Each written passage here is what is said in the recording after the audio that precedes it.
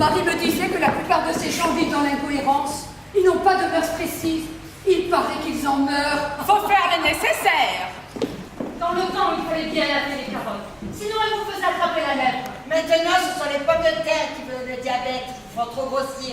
Les épinards sont mauvais, ça vous donne trop de sang. Les lentilles et trop d'amidon. Les fruits, les salades et toutes les crudités vous donnent des coliques.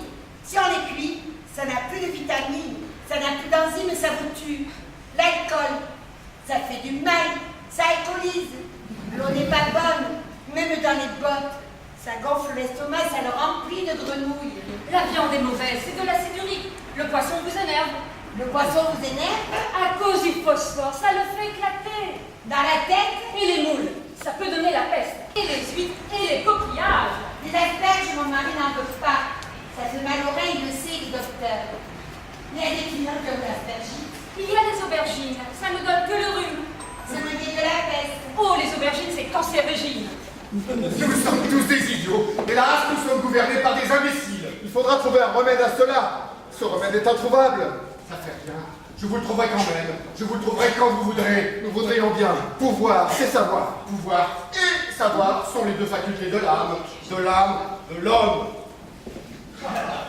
Le dimanche, c'est moi qui pousse la petite voiture des bébés. J'ai 2 jumeaux, ma femme tricote. Pour moi, c'est le contraire. C'est pas toujours gai, hein, comme dit mon ami Gaston. Peut-être qu'il faudrait mieux mourir. Ne dites pas, ça porte malheur. Nous ne sommes pas de la race de ceux qui vont dans les astres. Nous sommes de la race des désastres ou petits désastres. Il n'y a pas d'avenir. Rien n'est à venir, tout est à prévenir. Mieux vaut prévenir que guérir. Rien n'est vraiment prévisible. Rien n'est vraiment guérissable. Pas même le prévisible. Pas même le curable. Surtout pas le prévisible ne peut être prévu. C'est surtout le curable qui ne peut être guéri. C'est du poison. Les cloches sonnent la fin de la messe. Allons boire notre absinthe avant que ma femme n'en sorte. Elle doit rencontrer ma femme chez le pâtissier. Mettez votre tricot dans la poussette. Les bébés ne vont pas le manger. Madame, chère voisine, voulez-vous garder les bébés un moment? Bonjour, monsieur. Je n'ai pas encore vu vos jumeaux. On m'a dit qu'ils sont si beaux. Ne les réveillez pas, surtout. Le temps de boire un verre avec mon ami. Nous allons boire un verre tous les deux. A tout de suite, mesdames. Merci. Et il y a aussi mon tricot. On m'a dit qu'ils étaient blonds. Ils n'ont pas le teint clair, vos bébés. Il n'y a pas plus blond ni plus rose. Ils sont noirs, ils sont tout violacés. Ils dorment. Violacé. Mes enfants, tout noirs. Ils ont l'air d'avoir froid. Oh, pas assez couverts. On les touche. Ça ne bouge pas. Petit mignon, petit mignon. Ils sont glacés. Oh mon Dieu. Qu'est-ce que vous racontez? Mais ils sont morts. Ils sont morts étouffés. Quoi? Ils sont bien portants. Morts. Morts. On a tué mes enfants, on les a étouffés, on les a étranglés. Qui a fait ça? Qui a pu faire ça? Je sais qui c'est. Je les ai confiés à ma belle-mère ce matin. Elle en a toujours voulu à ses enfants parce qu'elle me déteste. Il y a longtemps, depuis toujours. Il dit que c'est la grand-mère. Mais ce n'est pas une raison suffisante pour tuer des enfants. Mais la mère qui est au courant. Ah, mon gendre, je lui aurais tordu le cou, mais pas aux enfants. C'est une honte. C'est plus qu'une honte. Les vieilles femmes, ça a toujours été un danger. Des tueuses, des empoisonneuses. Des mères. À moi, je vous l'ai dit. C'est vous qui les avez tués. Dis-leur pas si fort. Elle est innocente. Elle est morte. Assassin. Je l'ai à peine touchée. Elle est violacée. Elle est toute noire. Cette femme était ma bienfaitrice. Tu vas payer. Puisqu'il dit que ce n'est pas lui, elle est morte toute seule.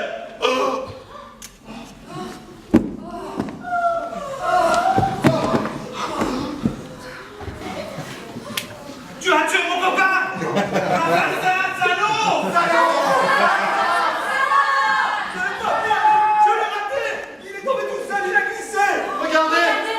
Il est tout noir. Il est glacé. Je peux supporter. Police. Mon cœur.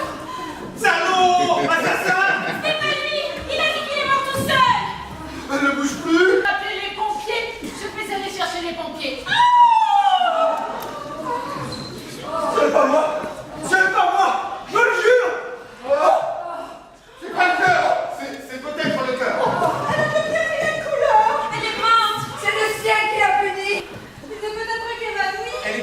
Elle devait aller chercher des pompiers, il faut la relever. Elle est pas morte, cette enfant aussi. C'est bientôt fini. On va pas tous crever. Elle est tombée. Elle est merde, morte. Ça n'est plus une surprise. On a déjà pris l'habitude. Ayez pitié. C'est le mal, le grand. Ayez pitié. J'ai volé. Oh Seigneur, ayez pitié. Je suis parricide. J'ai commis l'inceste. Pitié, grâce. Pitié, grâce. Pardonnez-moi. Oh l'enfer. Je voudrais d'abord je suis pas si mauvaise. J'ai fait le mal. Arrêtez ma chérie, ma pitié. Je ne veux pas. Je souffre trop. Mon mari, ton déjeuner n'est pas prêt.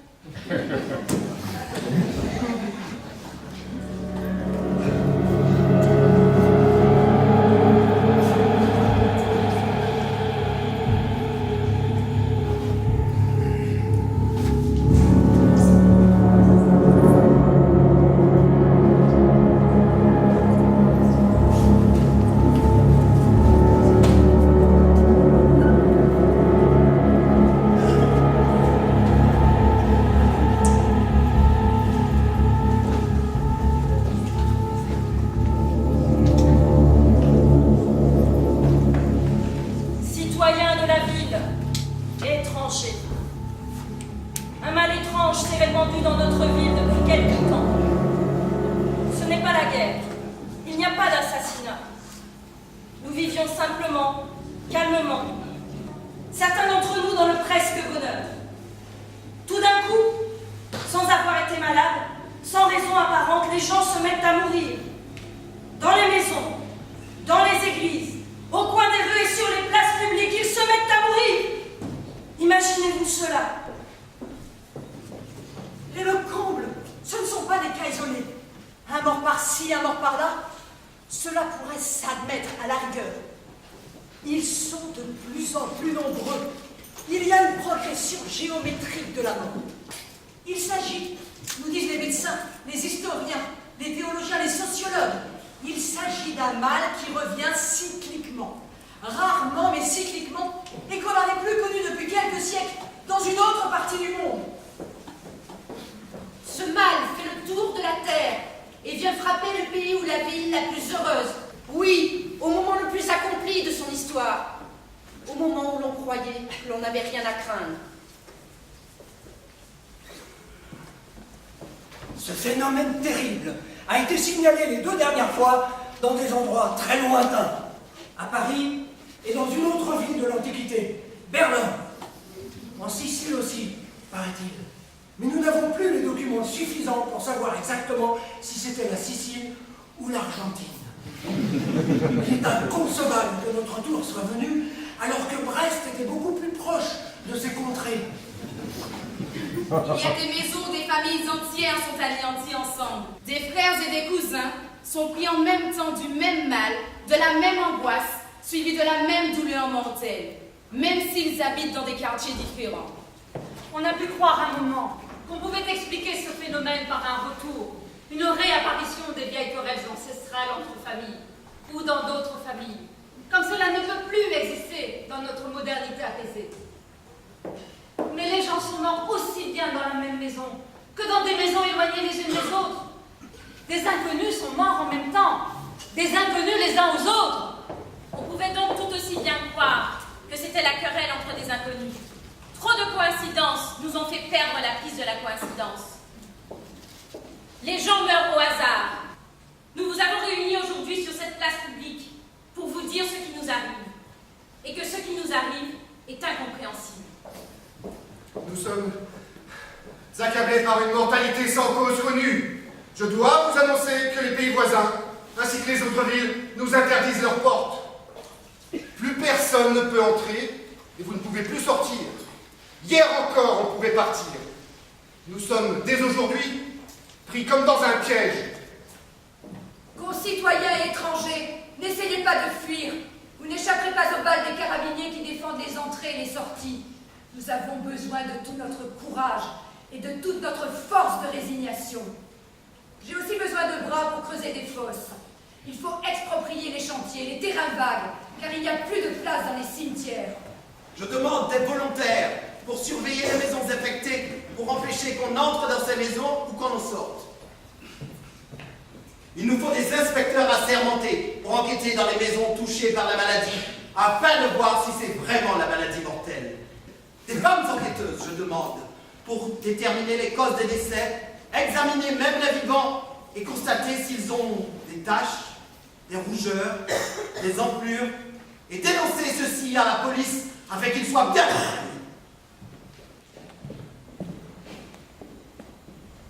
Tout suspect qui entrera dans une maison sera enfermé avec les gens de la maison. Méfiez-vous des suspects. Dénoncez-les pour le bien public. Nous demandons des chirurgiens, des transporteurs de cadavres, des ensevelisseurs. Tout le monde est au service de tout le monde. Tout le monde doit être prêt à surveiller ou enterrer son prochain. Nous ne connaissons pas de remède au mal. Nous pouvons essayer de le limiter. De cette manière, peut-être, nous réussirons, quelques-uns d'entre nous, à survivre. Mais qu'on ne compte pas là-dessus. Toutefois, plus de mendiants, plus de vagabonds, plus de banquiers. Les spectacles sont interdits. Les magasins et les cafés resteront ouverts le moins longtemps possible afin de réduire la propagation. Si propagation il y a. Car le mal peut nous tomber du ciel comme une pluie invisible qui passerait même à travers les toits et les murs. Comme je vous l'ai dit, il n'y aura plus de réunion publique. Les groupes de plus de 3 personnes seront dispersés. Il est également interdit de flâner. Les habitants devront circuler 2 par 2 afin que chacun puisse surveiller l'autre et annoncer aux ensevelisseurs s'ils tombent. Restez chez vous! Que chacun reste chez soi. Que l'on ne sorte que pour le strict nécessaire. Sur chaque maison contaminée sera peinte une croix rouge, haute d'1 pied, avec inscription « Dieu ait pitié de nous ».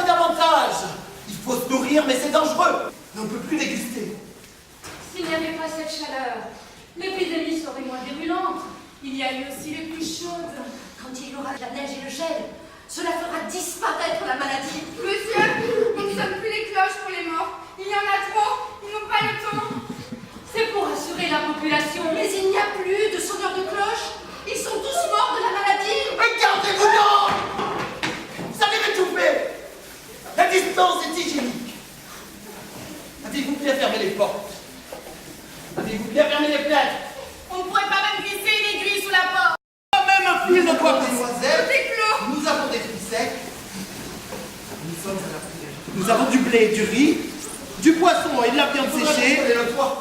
Que le vent n'enlève pas une seule tuile. Bien entendu, personne n'entre ni ne sort. Nous sommes à l'abri. Ne regardez pas par la fenêtre. La vue du mal elle-même peut contaminer. Faites bien attention. Je sens qu'il y a un peu de mauvais. C'est le vent qui porte les germes du mal. Il n'y a pas de fissure, il peut y en avoir, il peut s'en former. Les pans et l'air appuient contre les murs et les cloisons, ils veulent les percer. Soyez vigilants. Bouchez tous les trous avec la cire que vous devez porter constamment sur vous. Allez, regardez de ce côté. Allez, allez.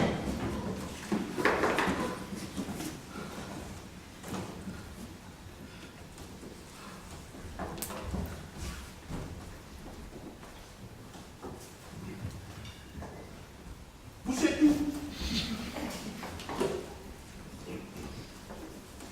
Il y a les pans qui entrent par sorcellerie.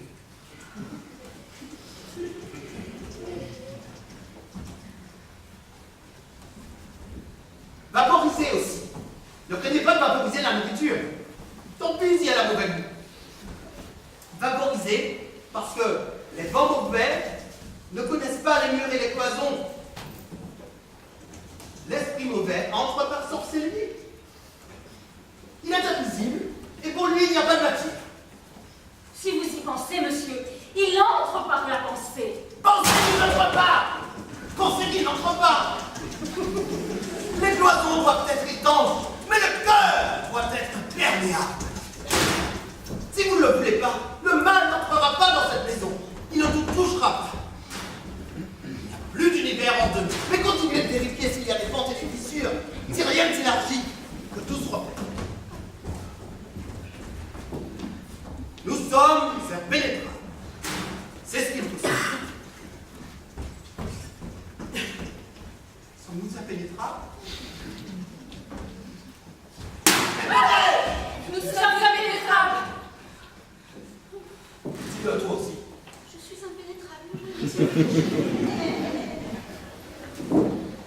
Et toi? Le mal ne peut nous atteindre. Le mal ne peut arriver jusqu'à nous. Je suis impénétrable. Je suis intouchable.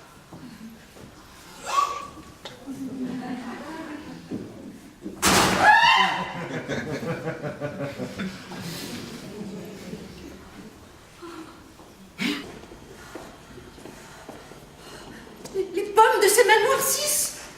Ses yeux rougissent, son visage est bleu. Il a tout renversé. Il a cassé les assiettes. Je n'en ai plus d'autres. Ce sont les signes du mal. Ce sont les signes du mal. Ce sont les signes du mal. Vous ne pouvez pas sortir d'une maison où il y a la maladie. Je dis.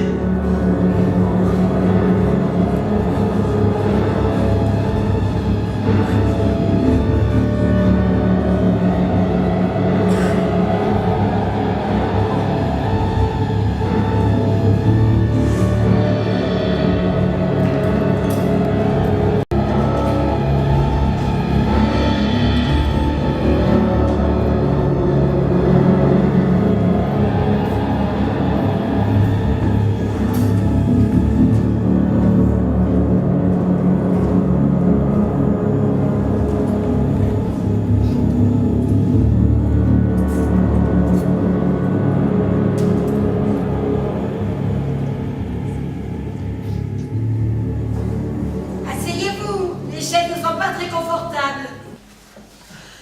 Ça va bientôt faire 20 ans que je ne vous ai plus vu, et maintenant vous êtes malade. Pas encore morte. Je sais, vous travaillez beaucoup, on me l'a dit. Vous nous préparez une œuvre importante. J'en ai lu les fragments, c'est excellent. Quelle querelle stupide. Un malentendu. Un malentendu, comme vous dites. Cela m'a privé de votre amitié pendant si longtemps. Mais puisque je vous retrouve... C'était facile de la trouver. Vous auriez dû essayer. Alexandra aussi aurait pu faire un pas vers moi. Vous ne désiriez pas. Mais si, voyons, Katia.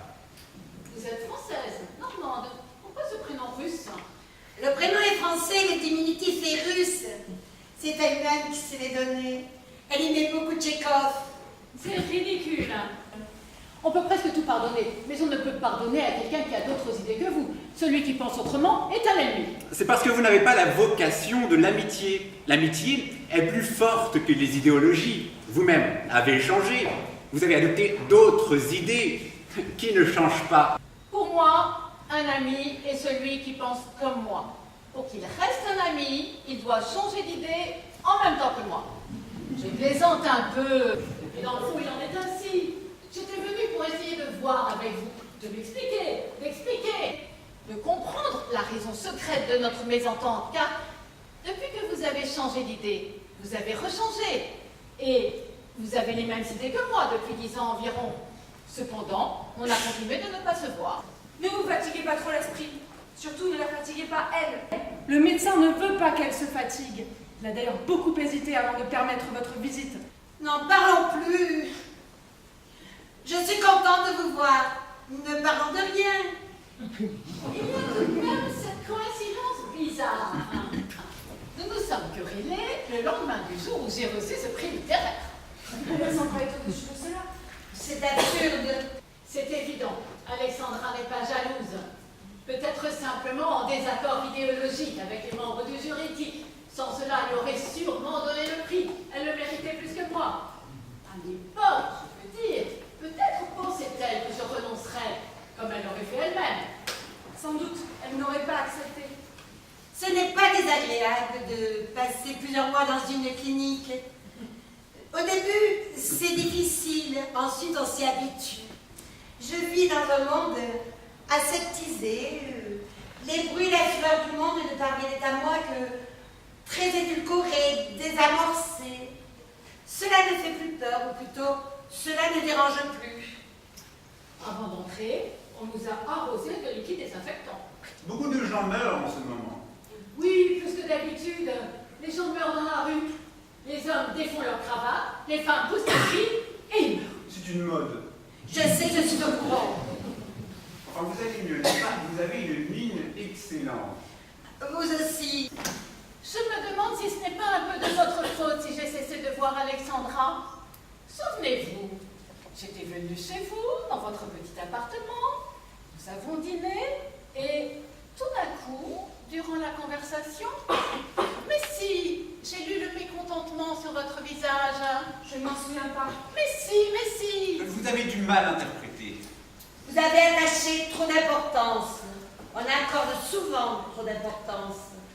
Pourtant, c'est à partir de ce moment que j'ai vu dans votre attitude vis-à-vis de moi une modification très nette. Ne la fatiguez pas. C'est terminé, n'est-ce pas? Je crois que c'est plutôt Katia que je fatigue. Depuis, nous avons fait beaucoup de choses, mais nous les avons faites à la hâte. Il fallait se dépêcher. Il fallait dire les choses au moment où les gens étaient encore en mesure de nous entendre. Aujourd'hui, ils ne nous écouteraient plus.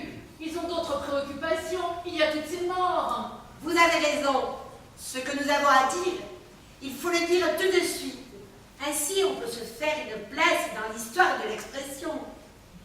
Nous n'avons qu'un mot à dire, et il sera enterré parmi des millions d'autres mots. Mais auparavant, il se sera fait entendre. Si l'on ne se dépêche pas, le mot n'est plus compréhensible. Il perd de sa signification. Il est dépassé. On découvre de temps à autre des œuvres que l'on ressuscite. Vous vous sentez mieux? J'ai toujours cette douleur un peu moins forte. Tu sais que je ne souffrais plus. Faites-lui la piqûre. Restez assis. J'ai beaucoup de travail en ce moment. 1 millier de personnes sont mortes aujourd'hui dans la rue, du même mal. Individuellement? Il y en a qui meurent individuellement. D'autres meurent par paquets de 10 ou 12. La science est impuissante. Nous ne savons pas ce que c'est. C'est une épidémie étrange. Il n'y a pas de signe précurseur. Nous ne pouvons soigner personne et les autopsies ne donnent rien. Je ne vous ai pas fait trop mal. Maintenant, je me sens très bien. Je ne me suis jamais sentie aussi bien. Paris si douillette d'habitude. D'ailleurs, je dois descendre. On m'a annoncé l'arrivée de toute une fournée. On va quand même faire les autopsies. Le nombre augmente tous les jours. Vous espérez quand même arriver à expliquer et à combattre cette maladie? On est vraiment une. Mes amis! Mes amis! Qu'est-ce que tu as? Qu'est-ce qu'elle a dit? Elle a dit mes amis. Attendez, ne partez pas! Regardez! Elle a les yeux émoussés! Mes amis! Elle s'est évanouie. Elle est morte. Impossible! Qu'est-ce que je vais faire sans elle? Et moi qui voulais lui parler. Trop tard. Les dernières paroles ont été mes amis. Moi, amis. Que voulait-elle entendre par là? Elle n'est pas morte de la maladie pour laquelle elle était venue se soigner ici, et ce n'est pas non plus la piqûre. Elle voulait sûrement nous dire quelque chose d'important. Fermez-lui les yeux. Appelez le service, on descend le cadavre à la morgue.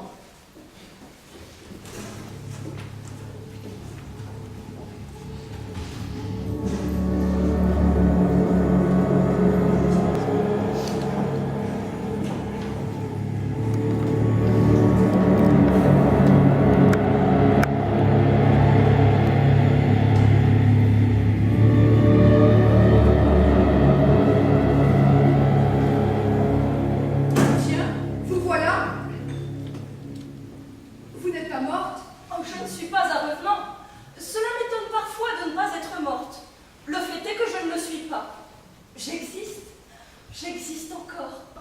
Vous habitez toujours le 21e arrondissement? Que venez-vous chercher ici? On nous a signalé que votre quartier a été le plus touché par la maladie. Plus encore que le 25e arrondissement. Moins que le 27e. J'avais demandé qu'on établisse une frontière, un barrage, pour empêcher les gens des quartiers insalubres de pénétrer et d'aller se réfugier dans les quartiers moins touchés. Et surtout le mien, le premier. Comment avez-vous pu vous faufiler? J'ai fait établir moi-même ce règlement, approuvé par la majorité des conseillers municipaux. Je ne vous fais aucun tort. Si, et je vais de ce pas avertir la maréchaussée. Je suis venue dans votre quartier dans l'intérêt de la cité. Je suis préposée à l'alimentation. C'est moi qui m'occupe de la compote, depuis que les fruits crus sont interdits.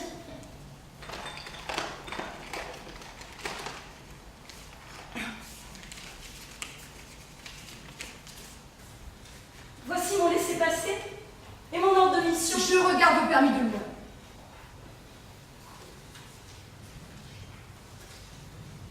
Et votre famille? Certains vivent encore, d'autres parents ne vivent plus. Comment a-t-on pu déléguer un habitant du 21e arrondissement pour l'approvisionnement de la ville? Écartez-vous. Parlez-moi à 3 mètres de distance. Non, plutôt à 5 mètres, afin que vos microbes ne puissent m'atteindre. Et votre famille? Personne chez moi n'est mort ni malade. On ne signale aucun cas douteux dans les 12 maisons de ma rue. Personne ne peut savoir ce qui peut arriver demain. Rien ne m'arrivera à moi, ni à ma famille. Non, non, non, n'approchez pas. Vous venez d'un endroit fort malsain.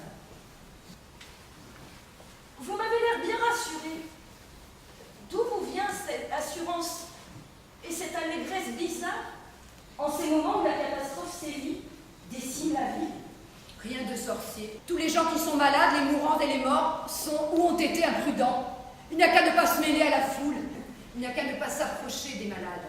Il n'y a qu'à s'éloigner comme je le fais de tous ceux qui, comme vous, sans être encore malades, ont touché des malades. Il n'y a tout simplement ne pas avoir de mauvaise fréquentation. Mais si vous étiez médecin, infirmière ou croque-mort, que feriez-vous? Je démissionnerais, et puis cela n'est pas le cas. Je ne touche que l'argent de mes rentes. Je laisse à d'autres les métiers imprudents. Je suis à l'abri. Je n'ai touché aucun corps malade. Vous avez de la chance de ne pas risquer votre vie pour la vie des autres. D'autres, cependant, la risquent pour vous.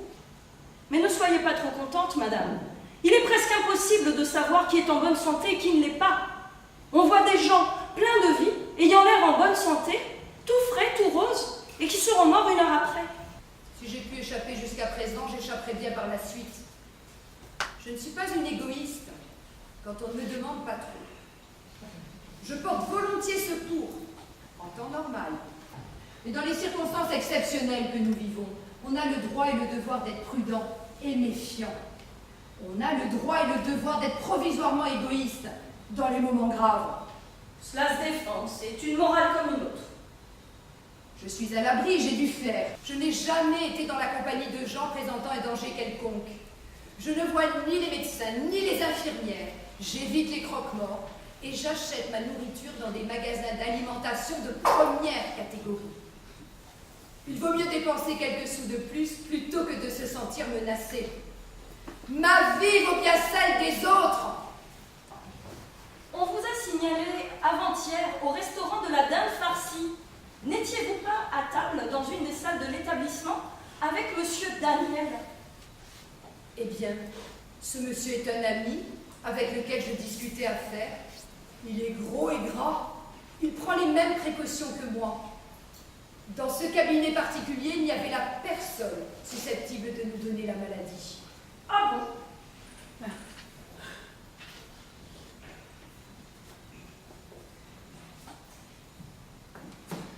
Pourquoi dites-vous ah bon? Je dis ah bon parce que je dis ah bon et je dis ah bon. Ne vous approchez pas de moi. Vous n'allez pas me dire. Je n'ai rien à dire. Dites-moi ce que vous voulez dire quand vous dites que vous n'avez rien à dire. Je vous le répète, ce n'est pas une raison pour vous approcher de moi. Ce monsieur, cet ami avec lequel je dînais, est-il malade? Dites-moi, est-il malade? Non, il n'est pas malade, il n'est plus malade. Il a guéri si vite? Non plus, il est mort. Il est peut-être mort par accident. Il est peut-être mort d'une attaque. Il est tombé. Il a été assassiné. Si vous voulez la vérité, il est mort de la maladie. Alors je vais mourir aussi. Je vous le répète pour la 3e fois, ce n'est pas une raison pour vous approcher de moi. Si vous faites un pas de plus, je sors mon pistolet. Alors, je suis morte. À moins d'un miracle. C'est comme si j'étais morte. Infirmière, j'ai peur d'être contaminée. Approchez-vous.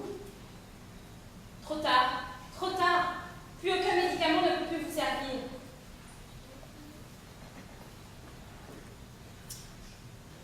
Je suis une femme morte. Je suis une femme morte. Vous êtes une femme morte. Et moi aussi, je suis une femme morte.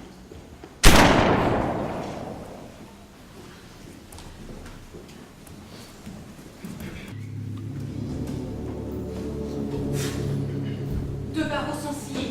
Tu n'as plus qu'à pousser un peu et ça y est, nous pouvons nous évader par la lucarne. Pour tomber dans le fossé, il y a de l'eau. Mais tu le savais, tu sais bien nager. Puisque je te dis qu'au bout de 5 minutes, on arrive sur la terre ferme, dans la prairie ensoleillée.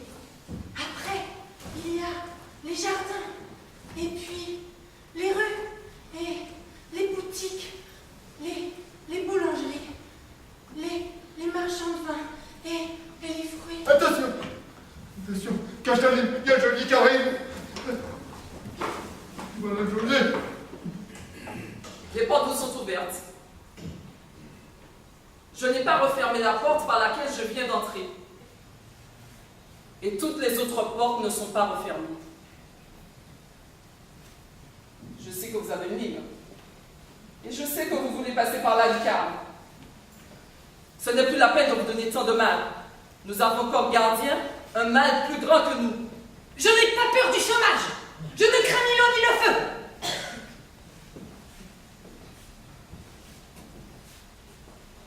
Il ne s'agit plus de cela. Vous ne pourrez pas me faire reculer. Vous pourrez peut-être intimider cet homme. Moi, je ne suis pas votre homme.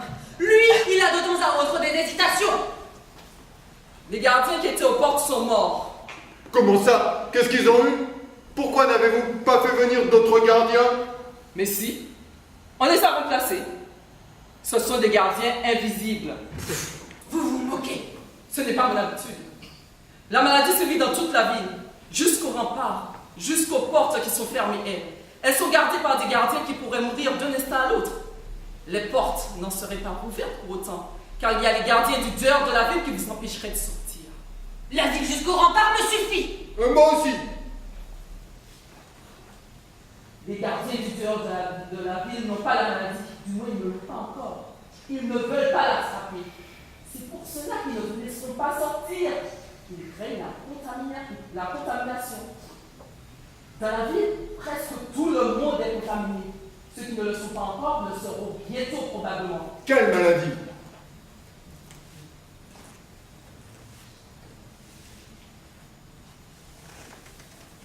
La maladie qui tue.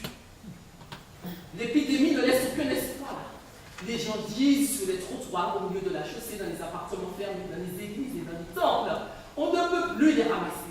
Même les croque-morts sont en danger, qui pourtant avaient juré de ne pas tomber malades. Imaginez-vous, ils étaient pourtant assermentés. De ce fait, on les croyait immunisés. Les chiens, les chats, les chevaux, les rats gisent eux aussi aux côtés de cadavres humains. Depuis le jour, 30 000 nouveaux cadavres ont été dénombrés. Hommes, femmes, animaux. 2 fois plus que la semaine dernière, 3 fois plus que la semaine d'avant. C'est pas possible! Vous mentez! Vous voulez m'effrayer! Oui, ça doit être un mensonge de l'administration! Allez voir! Et bientôt, vous ne verrez, vous ne sentirez plus rien. Vous n'entendrez plus rien. Le directeur de la prison est sorti. Et il est mort. Il est mort parce qu'il sortait tous les soirs pour voir sa femme et ses enfants. Il a été contaminé par sa famille et il est mort entouré de ses chers cadavres. Mes collègues de travail sont morts eux aussi pour la même raison. Moi, je suis célibataire. Je n'ai pas de relation. Je ne sors jamais de la prison. En prison, il n'y a pas de danger. Regardez comme les murs sont épais. Rien ne peut passer. Pas même les microbes. Ici, vous êtes en prison, bien entendu. Mais il n'y a pas de danger. La vraie prison est à l'extérieur. Vous pouvez vous considérer sain et sauf. Choisissez. La prison ou la mort. Ça n'est pas vrai. Ça ne peut pas être vrai. Sortez donc. C'est un piège. Puisque je vous dis que je vous laisse la porte ouverte, expérimentez. Toutes les portes sont ouvertes.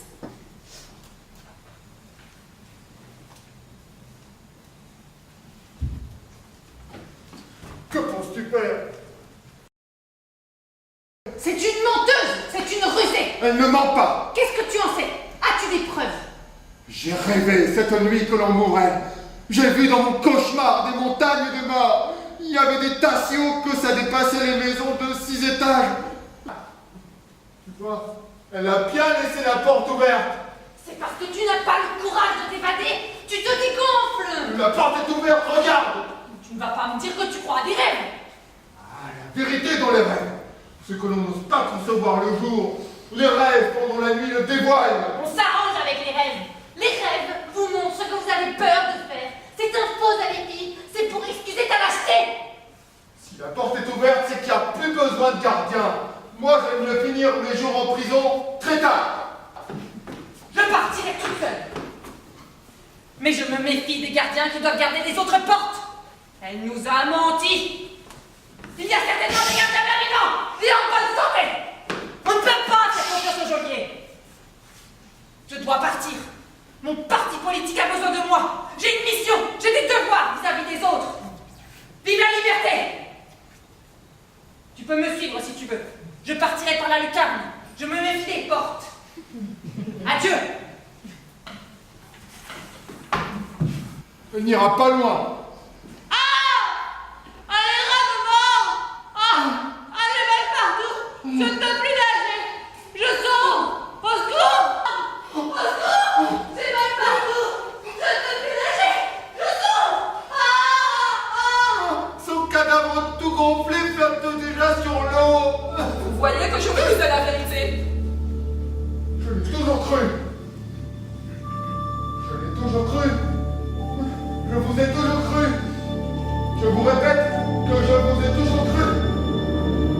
Vous n'allez pas me tuer.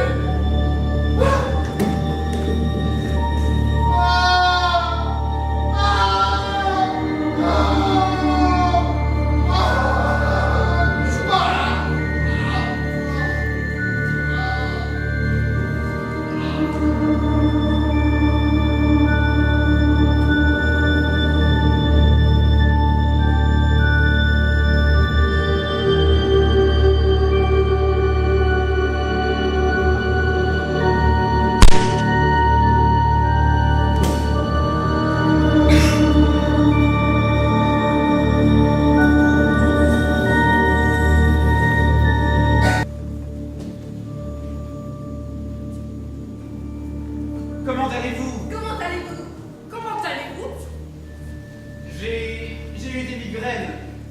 Maintenant, ça va beaucoup mieux, sans doute parce que j'ai été trop impressionné par les événements. Vous êtes au courant? Quels événements? Quels événements? Vous voulez parler de... La maladie, dans la ville. L'épidémie qui sévit dans les bas quartiers. Ce n'est que dans les bas quartiers qu'elle sévit.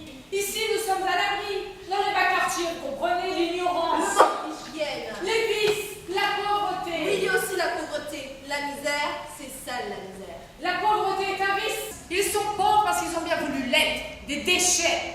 Ils se laissent aller. L'ivrognerie, la paresse. Vous savez, la misère, c'est la mère de tous les vices. On peut dire aussi que le vice est le père de toutes les misères. Vous pensez exactement à quel Je ne crois pas, nous ne sommes pas des malheureux. Vous savez qu'Alexandre est mort? Comment? Quand? Pourquoi? Il allait mieux. Il était convalescent. Il est mort, mais pas dans l'épidémie. L'épidémie n'entre pas dans les hôpitaux. Peut-être dans les hôpitaux des bas quartiers. Et encore, ce sont tout de même nos médecins. Les médecins des hauts quartiers qui sont les chefs de ces hôpitaux. Ils ne permettraient pas à l'épidémie d'entrer. De quoi est-il mort? C'est assez inattendu. En tout cas, pas de l'épidémie. Il n'en présentait pas les signes. Il l'a décidé. Il est mort parce qu'il a bien voulu mourir. Il l'a fait exprès. On se donnait en spectacle, comédien jusqu'au bout. Une relevée de maladie, une convalescence qui a mal tourné. C'est navrant. J'avais besoin de lui. Les amis sont les gens dont on a besoin. Pour les remplacer, il en faut du temps et de la chance. Quand ma femme va l'apprendre. Votre mal de tête vous reprend? C'est le choc, je vous comprends. Vous avez l'air un peu fatigué. Vous pâlissez. Non, vous ne pâlissez plus. Vous reprenez vos couleurs. Je n'ai plus de migraine du tout. Il faut passer outre. C'est ça la vie, mourir. De toute façon, je me sens mieux. Je me sens beaucoup mieux. Qu'est-ce qu'il a? Qu'est-ce qu'il a? Allons, cher ami, levez-vous, réveillez-vous. Un arrêt du cœur. Plus, peut-être simplement évanoui. Non, il est mort. Mais qu'est-ce qu'il lui a pris? Il se sentait mieux.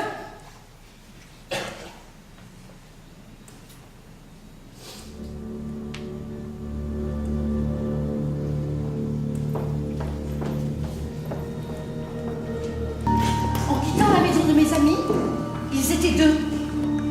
Je suis allée chercher le journal et je suis revenue. Je suis remontée.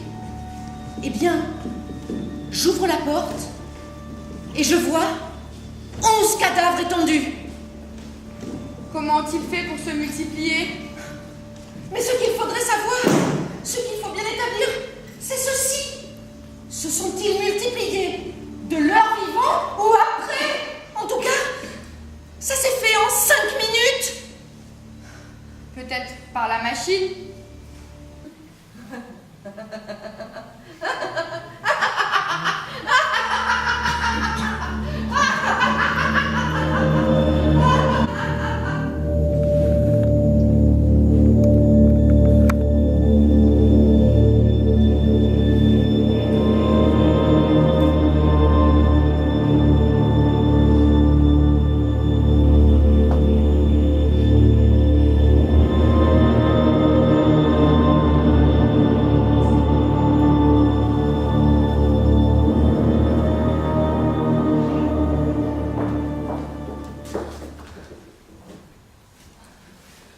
Comment as-tu fait? Je me suis glissé cette nuit entre les sentinelles qui gardent la ville, aux portes, dans l'avenue. J'ai failli être surpris plusieurs fois par les patrouilles. Tu aurais été plus à l'abri là-bas dans la campagne. Mais je suis heureuse de te voir. Je n'espérais plus. Je voulais que tu ne sois pas là. Et j'aime que tu sois là. Eh bien, me voici. Les enfants sont restés avec tes parents. Ne crains rien pour eux. Ils sont contents. Qu'est-ce que nous allons devenir? Dieu le sait peut-être. Tu connais le moine qui était devant l'entrée de notre maison? Cela va-t-il passer, tu crois? Peut-être. Il ne faudra guère sortir. Le silence qu'il y a dans la rue. Au coin, il y a un magasin ouvert. J'irai chercher les provisions. Ne te dépêche pas, mon chéri. Viens près de moi. Quel temps faisait-il? Frais et bon, il y a la mer et le vent de la mer qui a saisi tout. Tu es tout agité. Ici, il a fait terriblement chaud. Des miasmes. Tu as trop peur. Il ne faut pas avoir peur. Nous sommes ensemble, n'est-ce pas? Il se peut que rien ne nous arrive. Les gens du rez-de-chaussée sont morts. On a emmené les cadavres. Ceux de l'étage au-dessus se sont enfuis. On sait où. Ils doivent errer par les rues. On doit leur demander leur identité. On les ramenera, ou bien on va les interner. Qu'avons-nous fait tous pour qu'il en soit ainsi? Rien. On n'a rien fait. Il en est ainsi pour rien. Au moins, si c'était une punition. C'est peut-être une punition. Bien sûr, si c'en était une, nous serions plus rassurés. Mais il n'y a rien eu. On n'a rien fait. Le mal est sans raison. Nous étions heureux. Nous ne le savions pas. Je ne peux m'empêcher d'avoir peur. Si tu n'étais pas venu, je serais devenue folle. Si je n'étais pas venu, je serais devenu fou. Sois sage maintenant, sois calme. Tu peux être calme maintenant. Je ne veux pas rester là. Sortons un peu. Non, je ne veux pas rester là. Sortons un peu. Repose-toi un peu, tu es pâle. Repose-toi un peu, tu es toute pâle. Je suis pâle. Je suis pâle. Ce n'est rien, c'est nerveux. Allonge-toi quelques instants. Voilà, comme ça. Je suis près de toi. Donne-moi ta main. Ta main est chaude et moite. Ce n'est rien. C'est nerveux. Allonge-toi quelques instants. Voilà. Comme ça. Je suis près de toi. Donne-moi ta main. Ta main est chaude et moite. J'ai mal à la tête. J'ai mal à la tête. Veux-tu que j'ouvre la fenêtre? Veux-tu que j'ouvre la fenêtre? Qui c'est ce qui peut venir de la rue? Qui sait ce qui peut venir de là? Tu voulais sortir. Comme ton front est brûlant. Pourtant tu voulais sortir, mon chéri. Mon Dieu. Comme ton front est brûlant. Mon Dieu. Ne suis-je pas gonflée? Regarde, comme de mes mains rougissent. J'ai mal au ventre. Je me sens faiblir. J'ai des douleurs partout. Oh mon Dieu. Je te soignerai. Je te soignerai. On dirait que tu gonfles. Regarde. Les pommes de tes mains rougissent. Le flacon. J'ai mal au ventre. Je me sens faiblir. J'ai des douleurs partout. Respire profondément. Comment faire pour te soigner? Que puis-je faire? Je ne peux pas. Le flacon. Donne-moi le flacon. Respire profondément. C'est trop tard. Tu as déjà le mal. Je ne sens rien. Absolument rien. Je voudrais respirer profondément. Mais je ne peux pas. Fais un effort, ma chérie. Je suis près de toi, tout près. J'ai si peur, mon chéri. Je te vois si mal. Comme dans un brouillard. Je ne sens plus rien. Il n'y a pas de brouillard dans la maison. Un effort. Je suis là. Je t'en rappelle tes paroles. Je te vois si mal. Comme dans un brouillard. Il n'y a pas de brouillard dans la maison. Parle-moi. Es-tu près de moi? Parle-moi. J'ai très mal. Il suffit de ne pas avoir peur. Les selles guérissent. Je te prends dans mes bras. Je ne te quitterai pas. Je te tiens, je te garderai. Rien ne pourra t'arracher. Je ne te laisserai pas. Secours. Il n'y a personne. Es-tu près de moi? Je ne te vois pas. Je ne t'entends pas. Me serres-tu dans tes bras? Je ne te sens pas. Es-tu près de moi? Ne t'en vas pas, je t'en supplie, reste. Je suis venu pour toi. Ne me quitte pas. Il n'y a personne. Je me sens si mal.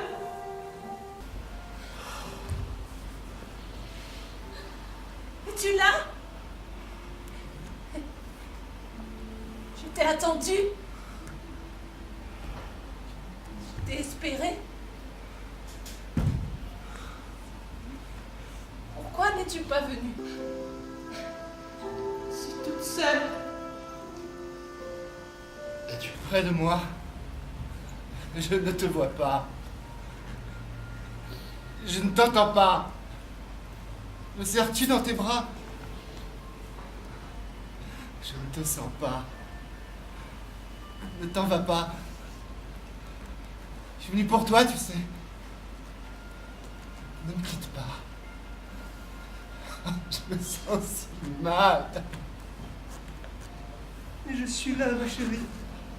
Écoute-moi, vois-moi. Ne me sens-tu pas? Parle. Parle. Moi qui l'attendais. Moi qui pensais que nous allions partir ensemble. Nous sauver ensemble. Oh, je me sens si mal. Je me sens si mal. Es-tu là? Es-tu toujours là? Tu ne vas pas partir. Tu ne vas pas m'abandonner. Je sais que tu es là, Michel. Je te vois. Je t'entends. Je te sens. Parle plus fort. Je ne suis pas seul. Je resterai avec toi, je ne m'en irai pas. Jusqu'à la fin des temps, je serai là.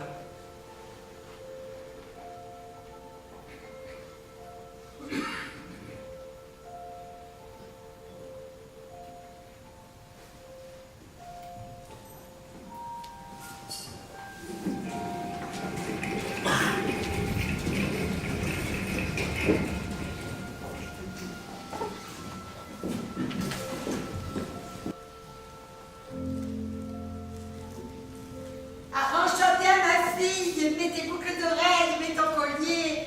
Nous allons battre ton destin. Notre mère a la bonne réputation, monsieur. Vous pouvez avoir confiance, pas de punaise. Voici votre bon parfum, mademoiselle. Allons, fais-toi belle. Il faut que tu plaises à ton fiancé. Fais-toi encore plus belle. Oui, mère, je t'assurerai. Un homme en noir vient encore de passer. Le connaissez-vous?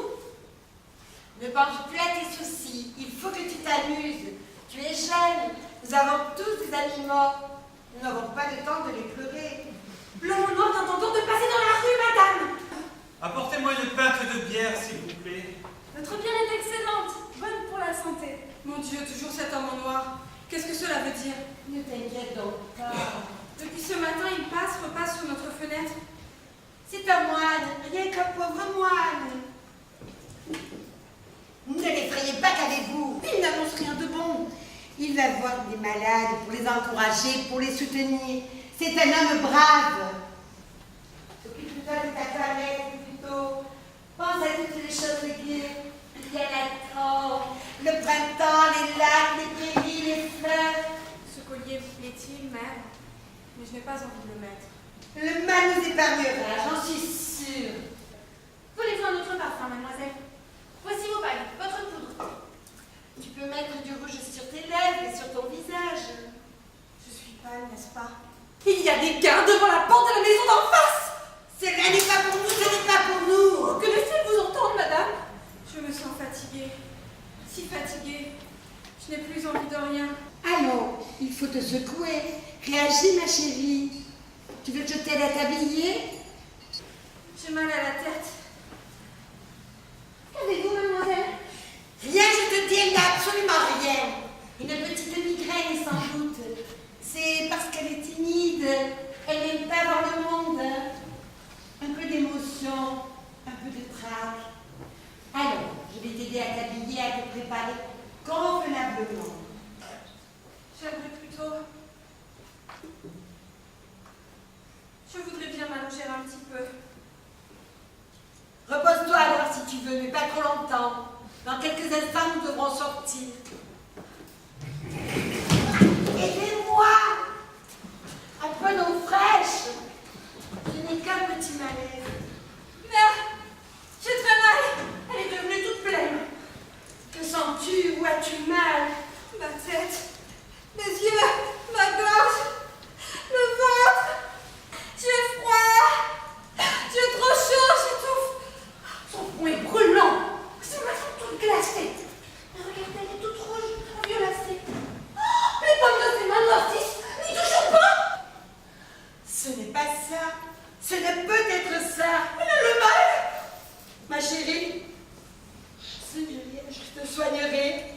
Ce n'est rien.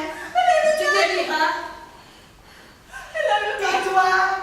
C'est un malaise, je te dis. Je souffre. Il nous a frappés. Voici votre père, monsieur. Tiens. Il est mort? Il est mort chez nous? Au secours! Il est mort! Au secours! Au secours! Au secours! Nous étions heureuses. Tu avais tout. Tu avais tout, hélas. Hélas. Hélas. Au secours. Au secours. Allez. Pitié.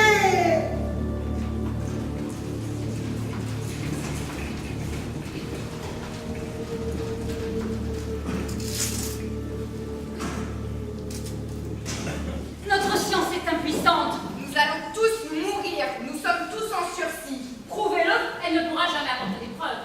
Voyons, les lois même de la biologie nous démontrent, sans compter la quantité énorme de cadavres, de gens anciennement bien portants et bien pensants. Tous ceux qui sont morts accidentellement dans la maladie. Le cœur s'arrête, le cerveau s'arrête de fonctionner.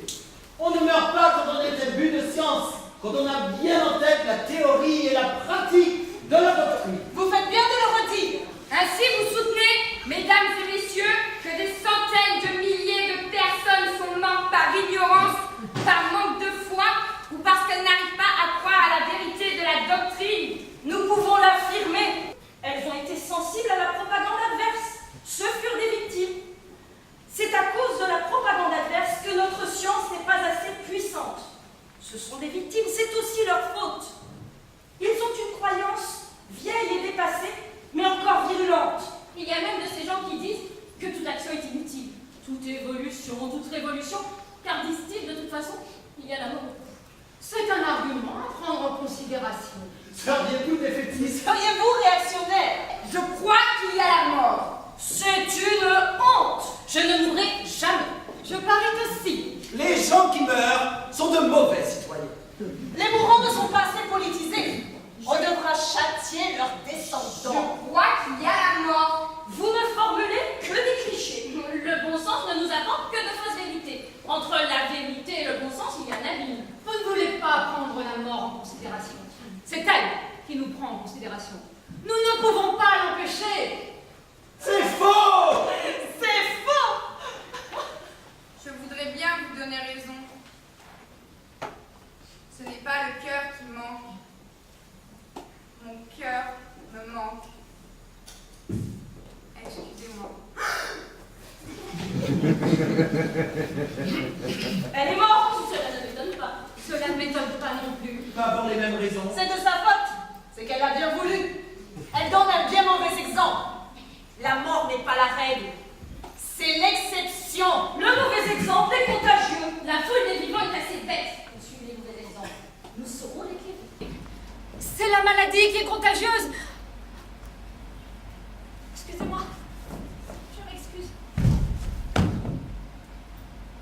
Vous voyez? Vous voyez? Vous voyez? Elle n'a que ce qu'elle mérite. Sa croyance en la mort l'a tuée. Nous allons prouver que la mort n'existe pas pour nous. Nous qui croyons à la science et au progrès, nous allons montrer le bon exemple. À bas la mort! Vive la vie! Ne tombez pas. Ne tombez pas. Ne tombez pas! Voyons. Ne tombez pas, voyons. Que je ne tombe pas.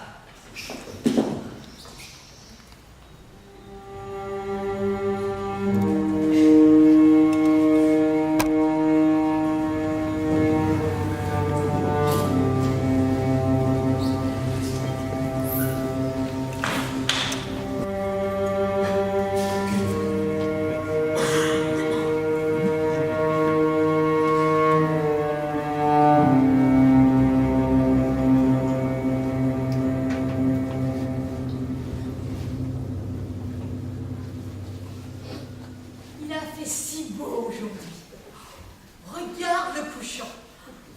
N'est-ce pas que c'est beau? Tu ne dis rien. Tu n'aimes pas le ciel bleu? Tu n'aimes pas le couchant? Tu l'aimais jadis. Tu trouves toujours que tout est beau. La pluie, la neige, le ciel bleu, le soleil, les pavés, le trottoir. Tout est beau, même les égouts. Peut-être. Je suis heureuse de tout ce que je vois. Tu es jeune, très jeune. Tout est miracle.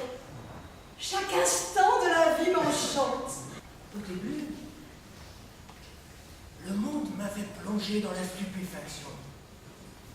Je regardais, moi aussi. Qu'est-ce que tout cela?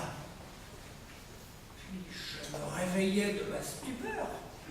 Qui étais-je? Et ce fut une stupeur nouvelle de me regarder moi-même. J'étais trop plein de ce monde, trop plein de ce moi. Je ne pouvais pas ne pas le dire, ne pas le crier. À qui? À moi-même. Ensuite aux autres. Cette question est d'abord solitaire.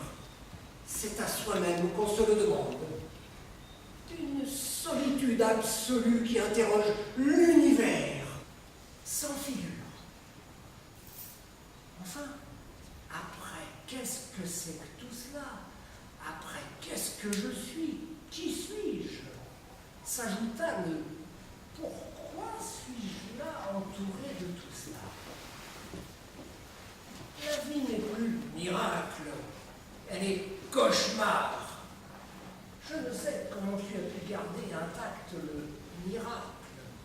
Pour moi, chaque instant est à la fois trop lourd et vide.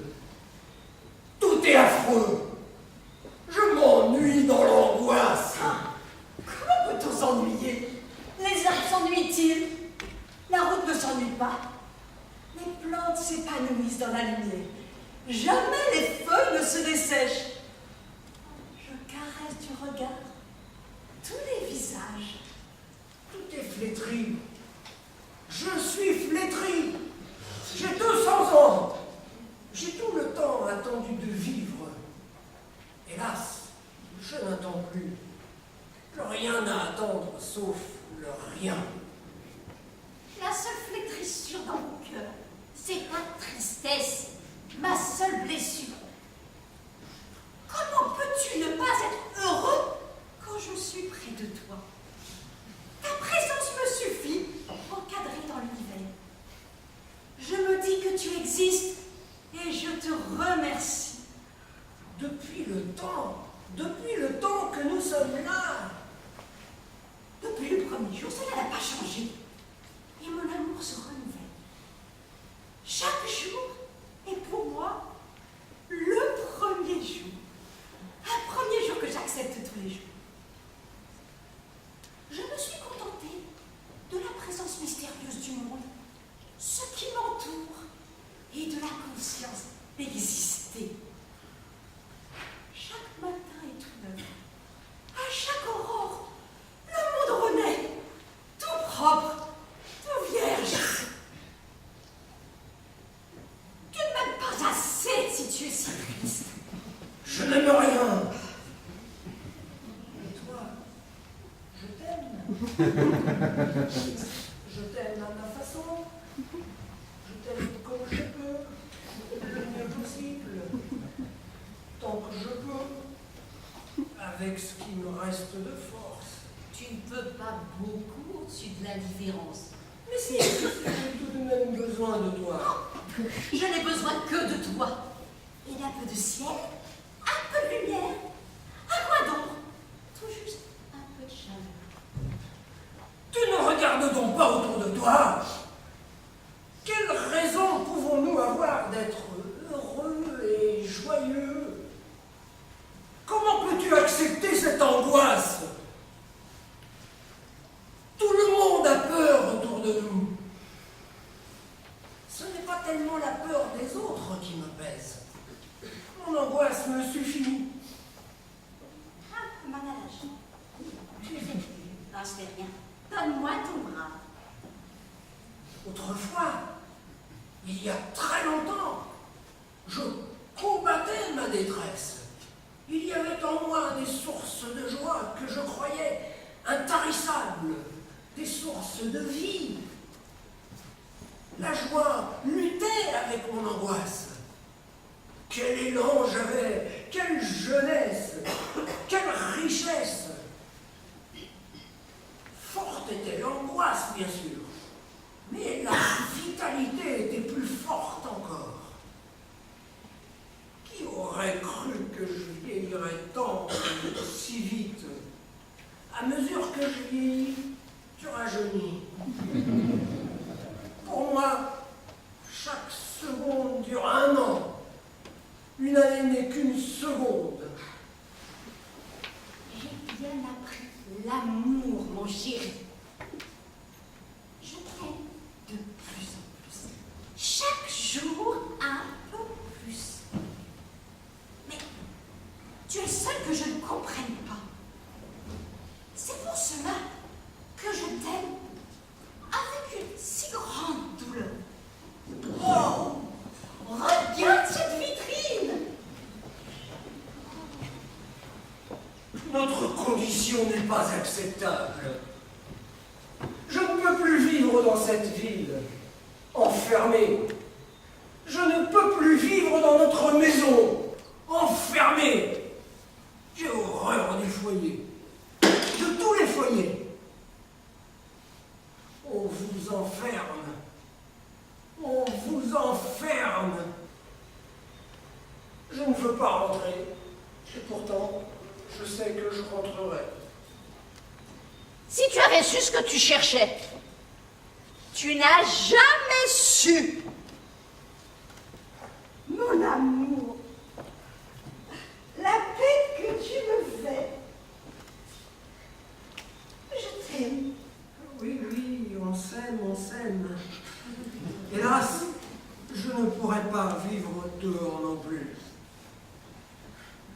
Maintenant, mes jambes se brisent, mes bras retombent, je tombe. Tu ne vas pas tomber. Ah, une défaillance. Excuse-moi. Je pense que ça va passer. Tu ne te sens pas bien, tu veux te reposer. Ah, c'est passé, je crois. Continuons la promenade. J'aime tellement me promener à ton bras. Quel ennui, la promenade. Mais la maison est insupportable. Le monde est doux et profond. Il fait beau dans la rue, dans les avenues. Il fait beau à la maison, près de la fenêtre. J'ai perdu ma vie. Je la gagnerai si je te gagne. Pourquoi me résistes-tu tellement, mon chéri? Pourquoi ne sais-tu pas prendre? Pourquoi n'oses-tu pas? Je croyais être né pour être libre et triomphant. Je n'ai pas osé l'être. Je n'ai jamais osé aller jusqu'au bout. Je n'ai pas su me décider. Tu n'as pas voulu vraiment, de tout cœur. Je ne suis allé que jusqu'au bout de la peine, au bout des temps. Pourquoi n'ai-je conquis un instant? Pourquoi n'ai-je conquis les astres? Pourquoi l'univers me boude-t-il? J'espère encore que tu apprendras l'amour. J'espère encore pour toi. Bien sûr, tant qu'on n'est pas mort.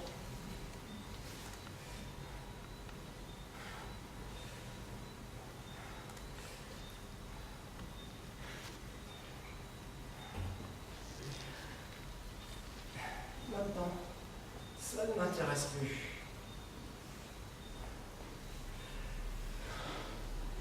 Vivre en toute liberté, c'est cela qui m'aurait guéri. Je t'aiderai jusqu'à mes dernières forces. Tu es malade, mon chéri. Mais j'espère encore pour toi. J'espère. Mal à la gorge, tu chances mal à la tête.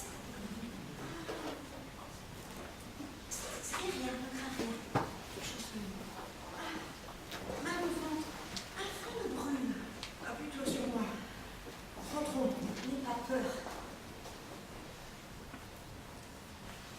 Viens. Résiste. Je t'en prie. Je te porterai. Viens. Je vais te soigner. Tiens-moi bien. J'étouffe. Mais ça va passer. J'ai déjà eu ça. Jamais elle n'a eu si mal.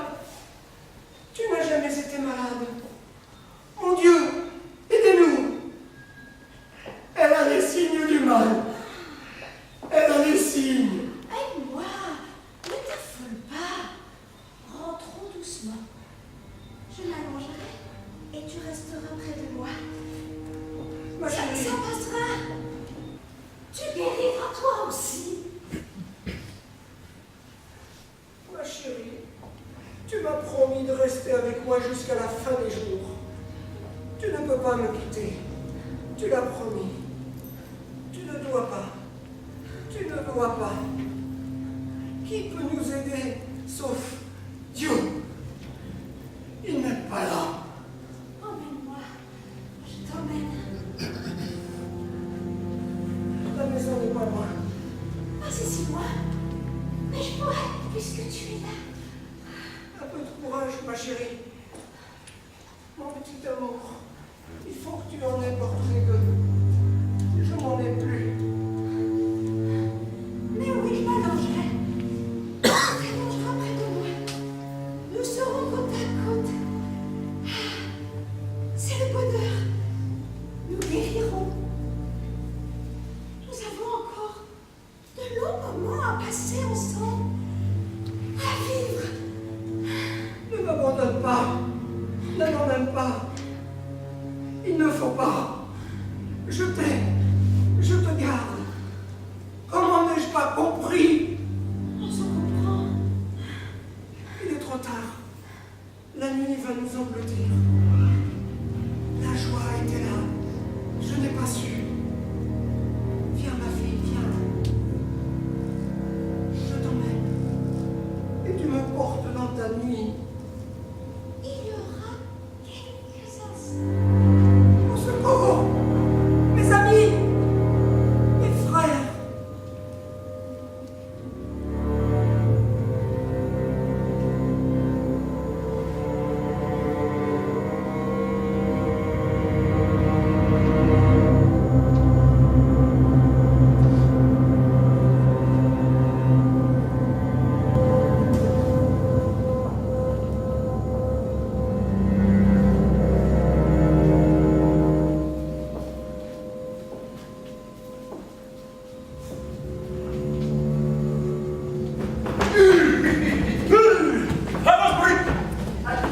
C'est dans le magasin. Où sont les cadavres? Ils sont dans la boutique. Ici, sur le comptoir. Ils étaient trop riches. Ils ont assez bu, assez mangé. Trop bu, trop mangé. Oh, au revoir. Je m'occupe de la femme qui prend l'homme.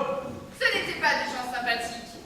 Il n'était pas à plaindre. Ne passez pas au port. Je dois faire plus ma tête. C'était des cousins de mon mari. Mon débarras, mon mari aussi est mort. Mon débarras. Ça fait 2 jours qu'ils sont défunts. Allez, écartez-vous. C'est lui qui voulait leur faire la figure. C'est moi qui vous l'ai annoncé. Oh, ça ne se récompense pas. Écartez-vous. Bougez-moi. Ces gros petits gras. Des marchands de soupe plein de soupe. Des marchands de fleurs, des marchands de chapeaux. Comment fait? Ils sont partis. Le billard était tombé. Tu vas pas te gêner. Je ne vais pas me gêner. Depuis comme j'en avais envie. Des robes, des fleurs, chapeaux. Quel beau collier. Des chapeaux, des chapeaux, des chapeaux. À moi. Jamais été aussi bien vêtu. Je sens pas du ruisseau. À moi. Faut pas tout étonner quand il me verra. Il va être content. Ce collier est à moi. J'aime les chapeaux à fleurs. J'aime les robes vertes. Ça ne te va pas bien. La robe verte va admirablement. Dommage qu'il n'y ait pas de miroir. Les plumes.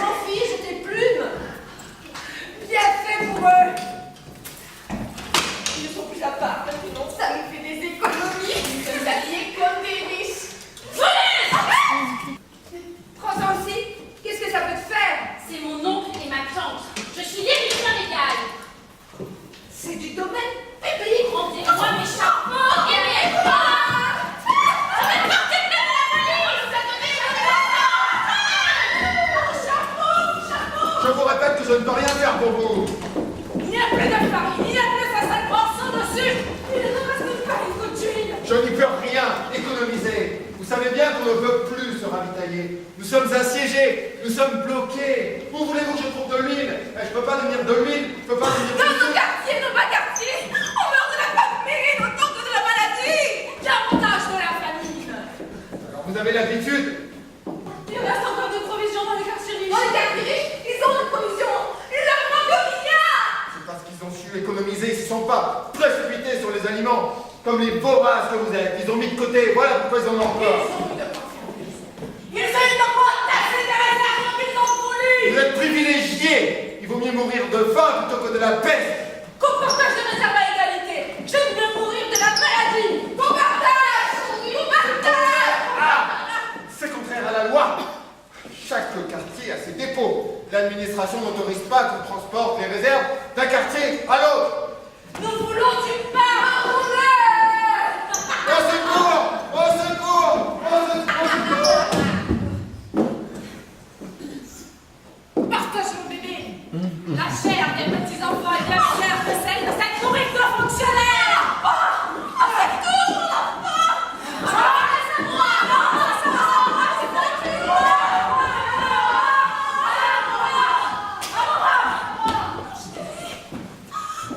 Chérie, je t'ai sauvée. Chérie, toutes mes mains.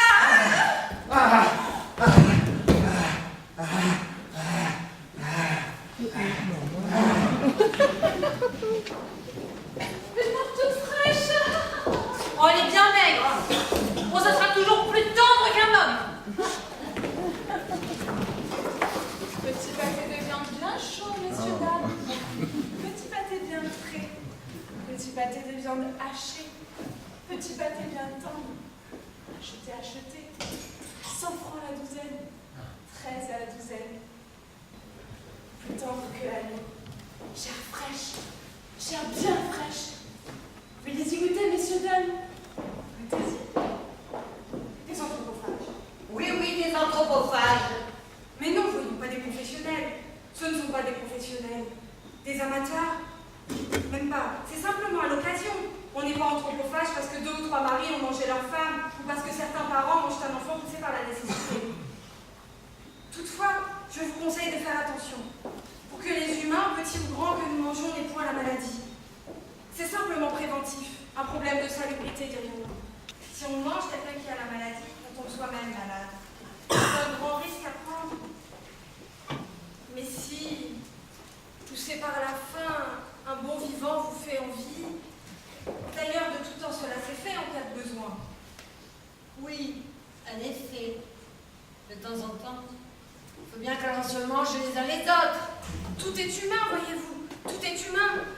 C'est à cause de la maladie que nous en sommes là. Nécessité objective.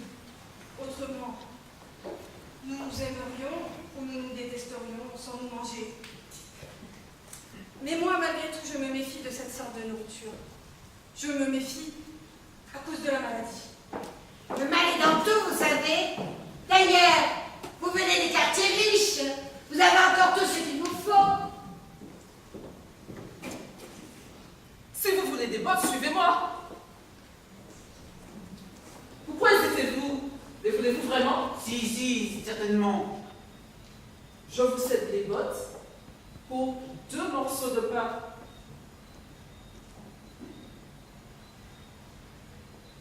Voulez-vous monter ou non? Les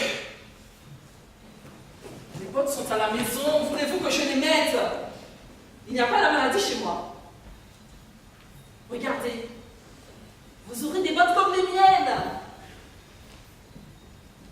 2 kilos de pain. Mais ces bottes sont-elles... Oui, rassurez-vous, elles sont désinfectées. Je t'en ai amené un pied vivant.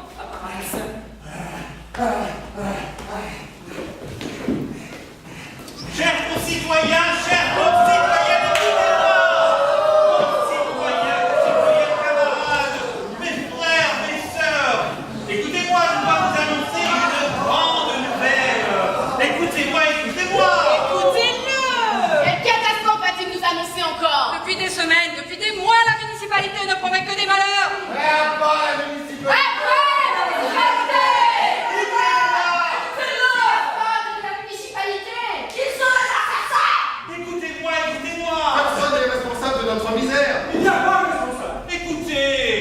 nos vices et nos péchés qui sont la cause du malheur.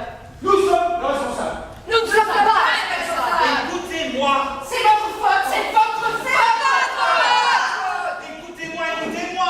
Nous ne voulons plus vous écouter. Mais personne n'écoute pas. Nous n'avons pas été punis. Nous sommes victimes d'une maladie absurde. Cela n'a aucune signification morale. Écoutez-moi, mais écoutez-moi donc. C'est de la faute de l'administration. C'est la faute des gros bourgeois conçus. Ils vivaient dans la luxure. Voilà pourquoi nous payons en ce moment leur gourmandise. Leur vice, leur péché, Leur manque de charité. leur luxure, Leur athéisme. Ce n'est pas la faute des riches. C'est la faute des pauvres.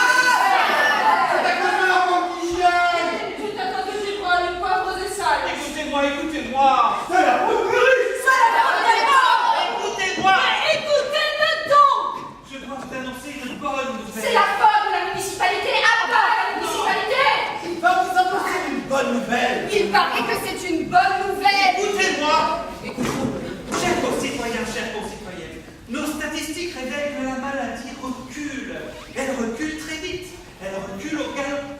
Dans le 23e arrondissement, il y avait 50 000 morts la semaine dernière.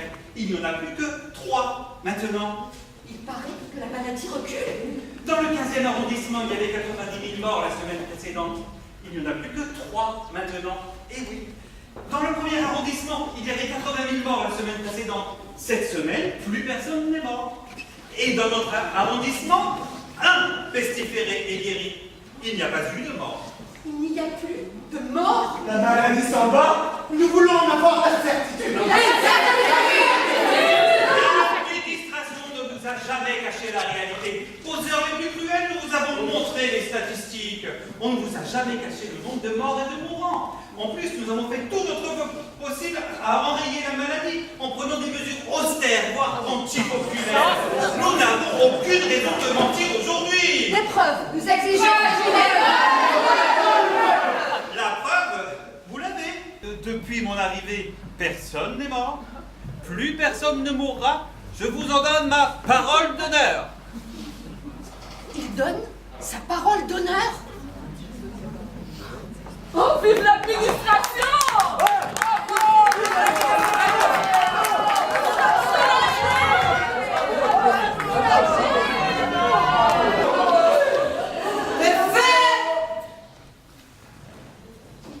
Il y a le feu. Il y a le feu. Au feu. Au feu. Au secours. Oui, non. Le feu vient des quartiers riches. Ce n'est pas vrai.